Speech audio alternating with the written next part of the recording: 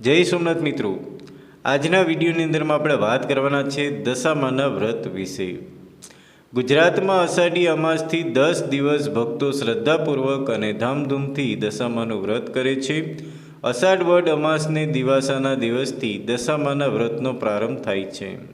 મહિલાઓ દ્વારા મોટી સંખ્યામાં દશામાનું વ્રત પરિવારના કલ્યાણ માટે કરે છે। અષાઢ વડ અમાસથી દશામાના 10 દિવસના વ્રતનો પ્રારંભ થશે। જીવનની દશા સુધારવા માટે હજારો પરિવાર ભજન કીર્તનની રમઝટ સાથે દશામાના વ્રતની શ્રદ્ધાભેર ઉજવણી કરે છે।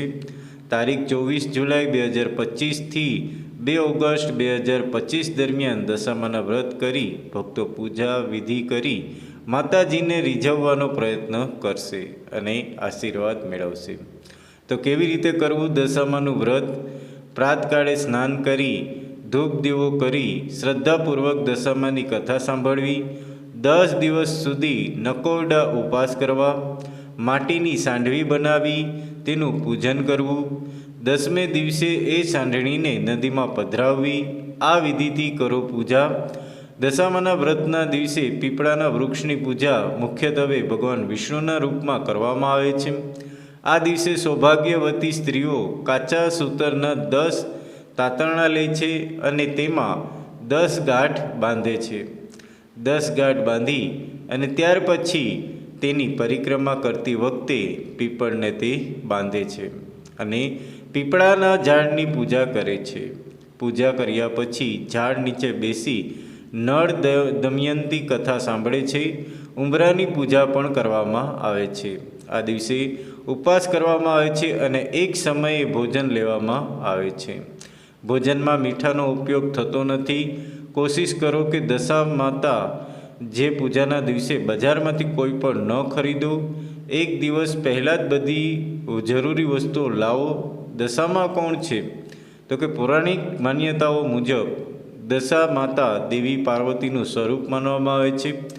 દશા માતાનું વ્રત મુખ્યત્વે કુટુંબમાં સુખ શાંતિ સમૃદ્ધિ અને સારા સ્વાસ્થ્ય માટે કરવામાં આવે છે, તેમજ ગ્રહ દોષ અને નેગેટિવ પરિસ્થિતિઓથી બચવા માટે પણ આ વ્રત ખૂબ જ ફળદાયી માનવામાં આવે છે।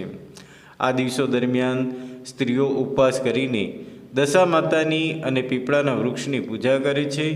ખાસ પૂજાનો દોરો ગળામાં પણ ધારણ કરવામાં આવે છે, જે શુભ્રતાનું પ્રતીક માનવામાં આવે છે। આ વ્રત દ્વારા મહિલાઓ પરિવાર અને સૌભાગ્ય શાંતિ અને સુખ સમૃદ્ધિની કામના કરે છે। તો આ વ્રત સ્ત્રીઓ સાથે પુરુષો દ્વારા પણ કરવામાં આવે છે। તો મિત્રો, આ વખતે આપણે દશામાનું વ્રત છે એ 24 તારીખથી ચાલુ થઈ છે। તો 24 તારીખથી પહેલો દશામાનો દિવસ છે।